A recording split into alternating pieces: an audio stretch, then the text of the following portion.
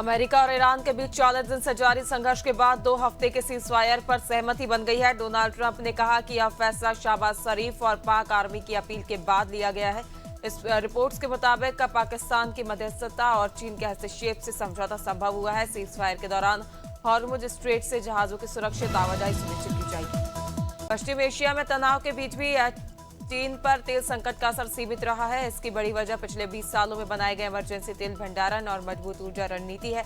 चीन ने बिजली आधारित सिस्टम, कोयले और वैकल्पिक ऊर्जा जैसे सौर व पवन पर तेजी से काम किया है।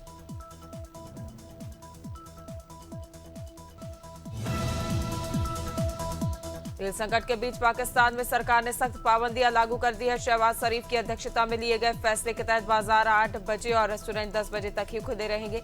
शादी हॉल और निजी समारोह पर भी रात 10 बजे के बाद रोक लगा दी गई है। ईंधन संकट से निपटने के लिए यह कदम पूरे देश में लागू किया गया है।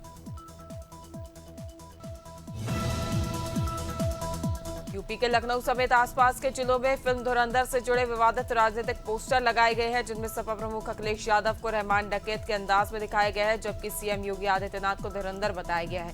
पोस्टर में लिखा गया कि आपको क्या चाहिए, अखिलेश का लुटेरी राज या धुरंधर सीएम।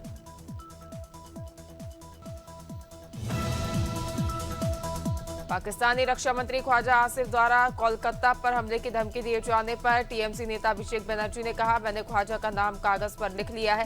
जिस दिन ममता बनर्जी और इंडी ब्लॉक की सरकार बनेगी, हम उन्हें घर में घुसकर मारेंगे। उन्होंने आगे कहा कि ख्वाजा की धमकी पर हमारे प्रधानमंत्री, गृह मंत्री और रक्षा मंत्री सभी चुप हैं। मीडिया रिपोर्ट्स के अनुसार असम पुलिस ने कांग्रेस नेता पवन खेड़ा के दिल्ली स्थित आवास पर छापेमारी की है, जिसमें दिल्ली पुलिस ने उनका सहयोग किया है। इससे पहले खेड़ा ने असम के मुख्यमंत्री हिमंता बिस्वा शर्मा की पत्नी रिंकी भुइया पर 3 पासपोर्ट रखने का आरोप लगाया था। इस पर भुइया ने उनके खिलाफ शिकायत दर्ज कराई है। पश्चिम बंगाल चुनाव से पहले बीजेपी ने नई रणनीति बनाई है, जिसमें बाहरी नेताओं को साइलेंट सिपाही की तरह काम करने के निर्देश दिए गए हैं। उन्हें स्थानीय नेताओं के साथ मिलकर बिना प्रचार के ग्राउंड पर सक्रिय रहना होगा। पार्टी 500 से ज्यादा प्रवासी नेताओं को तैनात कर चुकी है। इसका मकसद बाहरी भीतरी नैरेटिव को खत्म करना है। कांग्रेस से निष्कासित और पूर्व क्रिकेटर नवजोत सिंह सिद्धू की पत्नी नवजोत कौर ने भारतीय राष्ट्रवादी पार्टी लॉन्च की है। उन्होंने इसके साथ ही पंजाब के लंबे समय से खोए हुए गौरव को स्वर्णिम राज्य के रूप में बहाल करने की कसम खाई है। राहुल गांधी और पंजाब कांग्रेस प्रमुख राजा वारिंग की आलोचना के बाद उन्हें कांग्रेस से निकाला गया था। अमेठी में लोको पायलट की सूझबूझ से बड़ा रेल हादसा टल गया। बनारस से जम्मू तवी जा रही बेगमपुरा एक्सप्रेस डिरेल होते होते बची। ट्रेन में गड़बड़ी महसूस होते ही लोको पायलट ने तुरंत ट्रेन रोककर गार्ड और अधिकारियों को सूचना दी। तकनीकी खराबी ठीक करने के बाद ट्रेन को सुरक्षित रवाना कर दिया गया।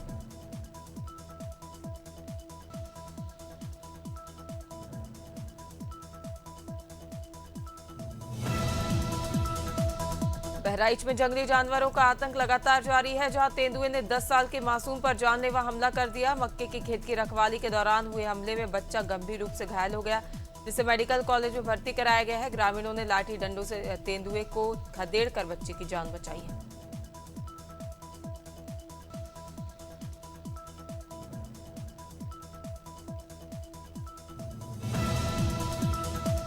बुरहानपुर में टेक्सटाइल मजदूरों का आक्रोश फिर बढ़ता हुआ नजर आ रहा है। श्रमायुक्त की अधिसूचना लागू न होने और एरियर भुगतान में देरी से नाराज मजदूरों ने बड़े आंदोलन की चेतावनी दी है। बैठक में कोई ठोस निर्णय न निकलने से मजदूर में भारी निराशा और प्रशासन पर उद्योगपतियों का पक्ष लेने का आरोप लगाया गया है। यूनियन ने साफ कहा है कि मांगे पूरी न होने पर काम बंद हड़ताल की जाएगी। डिडवाना में पुलिस ने मादक पदार्थ तस्करी के खिलाफ बड़ी कार्रवाई करते हुए 5 किलोग्राम से भी अधिक डोडा पोस्त बरामद किया है। नाकाबंदी के दौरान ट्रक की तलाशी में अवैध पदार्थ मिलने पर आरोपी को गिरफ्तार कर वाहन भी जब्त कर लिया गया। पुलिस अब आरोपी से सप्लाई चेन और तस्करी नेटवर्क को लेकर पूछताछ कर रही है। ग्वालियर में बदमाशों को पकड़ने गई पुलिस पर फायरिंग का मामला सामने आया है। शराब दुकान मैनेजर से मारपीट और फायरिंग के बाद फरार आरोपियों को पकड़ने पहुंची टीम पर बदमाशों ने गोलियां चलाई। पुलिस ने जवाबी कार्रवाई करते हुए करीब 9-10 राउंड फायरिंग की और पीछा कर 2 आरोपियों को गिरफ्तार कर लिया है।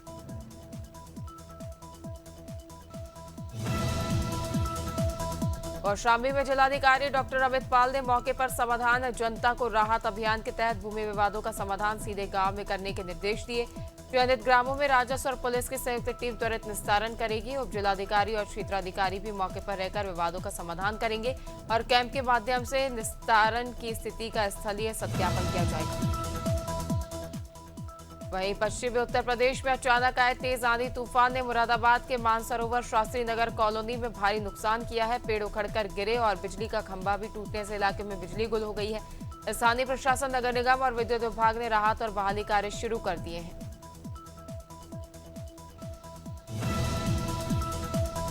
नैनीताल हाईकोर्ट ने उपनल संविदा कर्मचारियों को नियमितीकरण के मामले में कार्मिक सचिव को 20 अप्रैल को वर्चुअल माध्यम से उपस्थित होने का आदेश दिया है। न्यायमूर्ति आलोक कुमार वर्मा की एकल पीठ ने उच्च न्यायालय और सर्वोच्च न्यायालय के आदेशों के अनुपालन न होने पर जवाब मांगा है।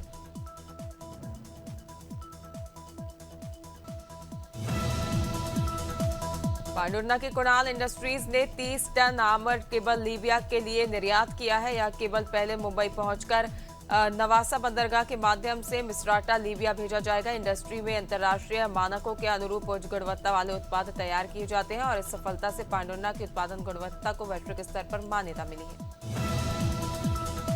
प्रयागराज में गेहूं की मड़ाई के दौरान थ्रेशर मशीन में फंसने से 18 वर्षीय युवक सुमित कुमार की दर्दनाक मौत हो गई। घटना गंगानगर के बहरिया थाना क्षेत्र के मजूरा गांव में हुई है, जहां युवक मशीन में फसल डाल रहा था और अचानक हाथ फंस जाने से उसे पूरी तरह मशीन ने अंदर खींच लिया। परिवार और ग्रामीणों ने तुरंत थ्रेशर बंद किया, लेकिन हादसे से घर वालों का रो रो कर बुरा हाल है।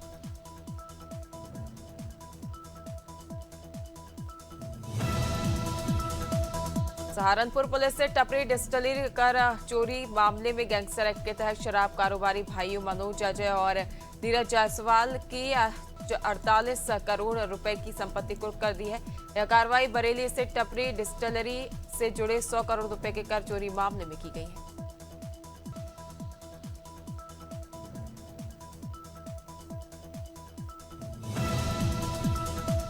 सहारनपुर में नरेंद्र मोदी और योगी आदित्यनाथ के संभावित दौरे को लेकर हाई अलर्ट जारी किया गया है। दिल्ली अक्षरधाम से देहरादून तक 213 किलोमीटर लंबे ग्रीन एक्सप्रेसवे का निर्माण पूरा हो चुका है, जिससे सफर लगभग 2.5 घंटे में होगा। करीब 4000 जवान पैरामिलिट्री, पीएसी और पुलिस सुरक्षा व्यवस्था संभालेंगे और एक्सप्रेसवे पर हेलीपैड सहित पूरे रूट को सुरक्षा घेरे में रखा जाएगा। सिवनी पुलिस ने वर्ष 2024 से धोखाधड़ी के मामले में फरार निखिल शुक्ला को गिरफ्तार कर जेल भेज दिया है। आरोपी ने जगदम्बा सिटी में एक ही प्लॉट और मकान की कई रजिस्ट्री कर बैंक लोन लेकर धोखाधड़ी की थी। पुलिस अधीक्षक के निर्देश में मुखबिर की सूचना पर आरोपी को धर दबोचा है।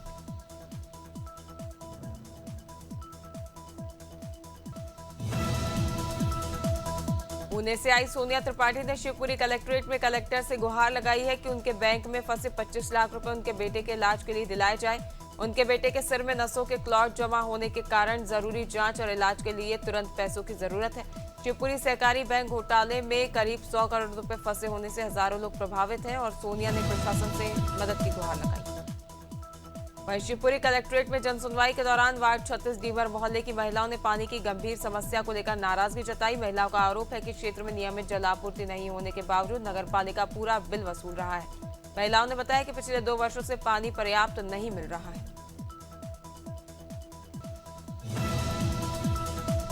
सिद्धार्थनगर जिले में भारत की जनगणना 2027 के प्रथम चरण में मकान सूचीकरण और गणना को लेकर कलेक्टर सभागार में अहम बैठक आयोजित की गई। जिलाधिकारी शिवशरणप्पा जीएन और अपर जिलाधिकारी गौरव श्रीवास्तव सहित संबंधित अधिकारी मौके पर मौजूद रहे।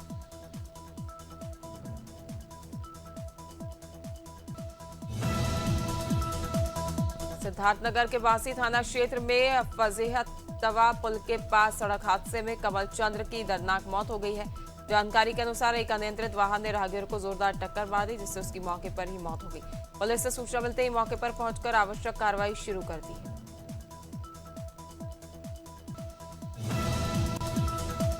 सिंगरौली में भारतीय राष्ट्रीय कांग्रेस ने नगर निगम की कार्यप्रणाली और किसानों की समस्याओं को लेकर बड़ा हमला किया है। शहर अध्यक्ष प्रवीण सिंह चौहान ने भ्रष्टाचार, सड़क व सफाई की स्थिति और सरकारी प्लॉटों के नैतिक आवंटन का आरोप लगाया है। कांग्रेस ने अवैध कब्जा, शराब दुकानों और किसानों के गेहूं पार्जन में देरी तथा बढ़ते कर्ज को लेकर भी प्रदेश सरकार को घेरा है। तेंदुखेड़ा नरसिंहपुर में आयोजित पुस्तक मेले में निजी प्रकाशकों के केवल 2 विक्रेता पहुंचे, जबकि अधिकांश पाठ्य पुस्तकें और स्कूल ड्रेस उपलब्ध नहीं थी। जिला शिक्षा अधिकारी ने मौके पर जाकर निजी स्कूल संचालकों को बुलाने और सभी प्रकार की पुस्तकों व ड्रेसों की उपलब्धता सुनिश्चित करने के निर्देश दिए हैं।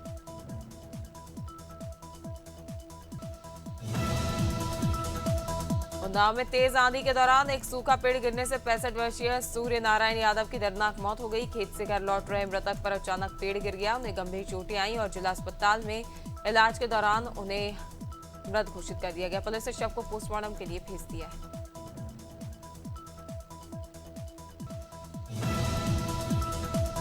उन्नाव में धवन रोड पर सिटी मजिस्ट्रेट राजीव राज के नेतृत्व में अतिक्रमण हटाओ अभियान चलाया गया। अभियान के दौरान सड़क और फुटपाथ पर अवैध कब्जे हटाए गए। अव्यवस्थित पार्किंग पर कार्रवाई हुई और व्यापारियों को यातायात नियमों का पालन करने की चेतावनी दी गई। पुलिस और पीएससी की मौजूदगी में अभियान शांतिपूर्ण रूप से संपन्न हुआ।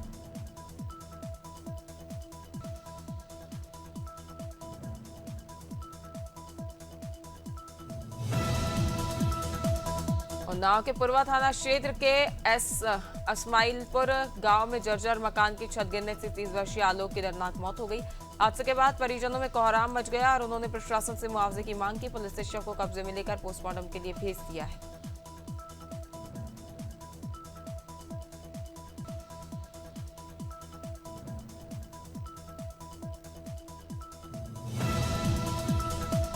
पूर्वा पुलिस ने 25,000 रुपए के इनामी लुटेरे इरफान अहमद समेत गिरोह के 6 सदस्यों को गिरफ्तार किया है। मुठभेड़ के दौरान इरफान के पैर में गोली लगी है। पुलिस ने तमंचा, चोरी की मोटरसाइकिल और लूटा हुआ माल बरामद कर लिया है। सभी आरोपियों को न्यायालय में पेश कर आगे की कार्रवाई शुरू कर दी गई है।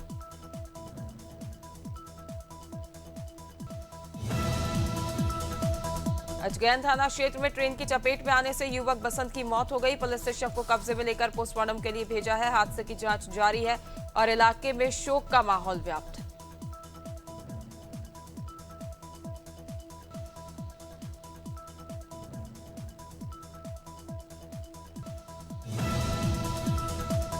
अंबिकापुर के भगवानपुर में एक शातिर चोर ने 7 से 8 मोबाइल, 25,000 का सोना और 15,000 नगद चोरी किए। स्थानीय लोगों ने चोर को पकड़ लिया और पुलिस को इसकी सूचना दी। पुलिस ने आरोपी को हिरासत में लेकर चोरी का सामान बरामद कर लिया है। संबंधित धाराओं के तहत मामला दर्ज कर आगे की कार्रवाई की जा रही है।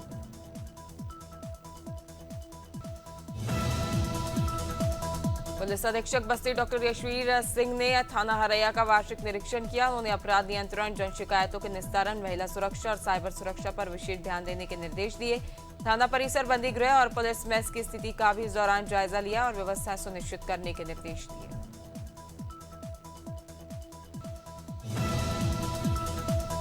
कुशीनगर कप्तानगंज थाना क्षेत्र हसनगंज भिवरा रोड पर पुलिस और बदमाशों के बीच मुठभेड़ हुई। हिस्ट्री शीटर आदित्य सानी घायल हुआ और गिरफ्तार किया गया, जबकि एक अन्य बदमाश फरार बताया जा रहा है। पुलिस ने पिस्टल, कारतूस और बाइक बरामद कर ली है। फरार आरोपी की तलाश में पुलिस जुटी हुई है।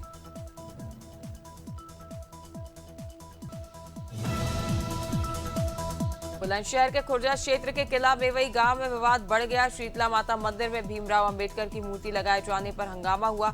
आरोप है कि बिना अनुमति के रातों रात प्रतिमा स्थापित की गई। घटना के बाद गांव में तनावपूर्ण माहौल बन गया है। मंदिर के पुजारी ने कुछ लोगों पर जमीन कब्जाने का भी आरोप लगाया है।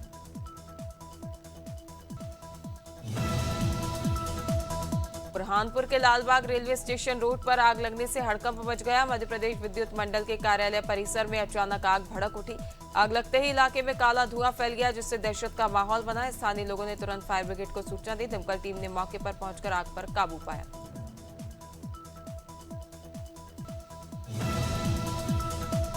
डिंडोरी के अमरपुर में छात्रों ने प्रदर्शन किया। अखिल भारतीय विद्यार्थी परिषद के कार्यकर्ताओं ने सड़क जाम कर विरोध जताया। मांग है कि महाविद्यालय को जर्जर भवन से नए भवन में शिफ्ट किया जाए। बताया जा रहा है कि नया भवन तैयार होने के बावजूद उपयोग में नहीं लाया जा रहा। जर्जर भवन में पढ़ाई से छात्र छात्राओं को परेशानी हो रही है।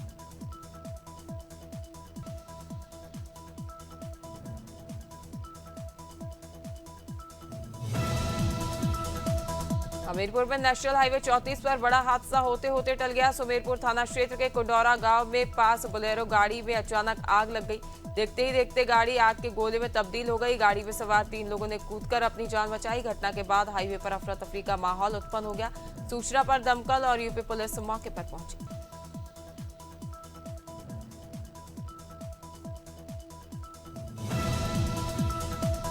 जालौन में एक विधवा महिला ने दबंगों पर गंभीर आरोप लगाए हैं। पीड़िता हरदेवी दोहरे ने पुलिस अधीक्षक से न्याय की गुहार लगाई है। आरोप है कि दबंगों ने मकान तोड़कर कब्जा करने की कोशिश की। घर में रखा सामान लूटने और मारपीट करने का भी आरोप लगाया गया। पीड़िता ने जाति सूचक गालियां देने की बात कही है। आरोपियों पर सत्ता और रसूख का दबाव बनाने का भी आरोप लगाया गया है। उरई के राजकीय मेडिकल कॉलेज में नई सुविधा शुरू की गई है। डायलिसिस यूनिट में 4 नई मशीनों का शुभारंभ किया गया है। कार्यक्रम का उद्घाटन कुंवर मानवेंद्र सिंह ने फीता काटकर किया।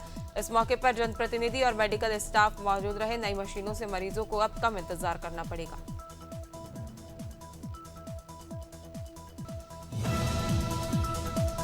फिल्ममेकर आदित्य धर ने अभिनेता राज जोशी की भतीजी संशिप्ता के उस बयान पर प्रतिक्रिया दी जिसमें उन्होंने धुरंधर 2 के लिए उन्हें नेशनल अवार्ड का हकदार बताया। आदित्य ने उनकी पोस्ट शेयर कर लिखा, नेशनल अवार्ड के लिए हमेशा तैयार हूं। आदित्य को 2019 में अपनी पहली फिल्म मोरी के लिए बेस्ट डायरेक्टर का नेशनल फिल्म अवार्ड मिला था। यहूदी विरोधी बयान के कारण ग्रैमी विजेता रैपर कान्ये वेस्ट के यूके आने पर रोक लगा दी गई है और देश में होने वाले वायरलेस फेस्टिवल को रद्द किया गया है। इस म्यूजिक फेस्टिवल के आयोजकों ने एक बयान में कहा, यहूदी विरोधी अपने सभी रूपों में घृणित है। कान्ये ने यहूदी विरोधी अपनी टिप्पणियों के लिए माफी भी मांगी। कॉमेडियन जाकिर खान के बयान, सच बात है यह कि धुरंधर से सबकी जली तो है, पर अभिनेत्री अमीषा पटेल ने कहा कि नकारात्मकता फैलाना बंद करो। फिल्म इंडस्ट्री ने धुरंधर का सम्मान किया है। उन्होंने कहा, शाहरुख खान, सलमान खान, सनी देओल और अजय देवगन ने एक नहीं बल्कि 25 से अधिक मेगा हिट फिल्में दी हैं।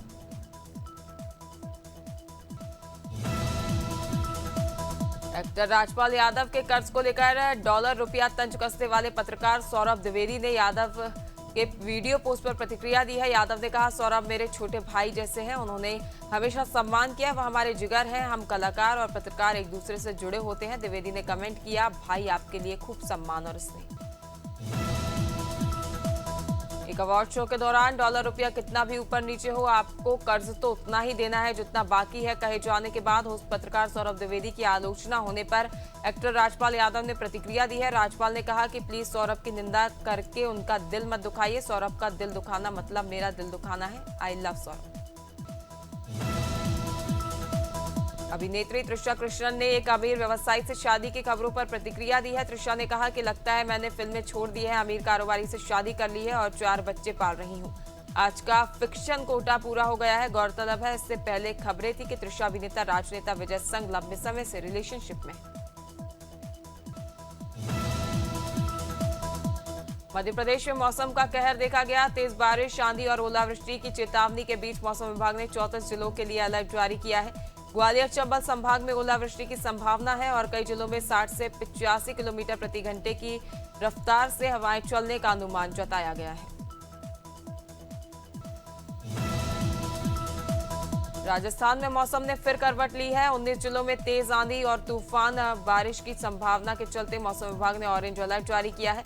सवाई माधोपुर, अलवर, भरतपुर, करौली और धौलपुर जैसे जिलों में आकाशीय बिजली और 40 से 50 किलोमीटर प्रति घंटे की रफ्तार से हवा चलने की चेतावनी दी है। जनता को सुरक्षित रहने की हिदायत दी गई है।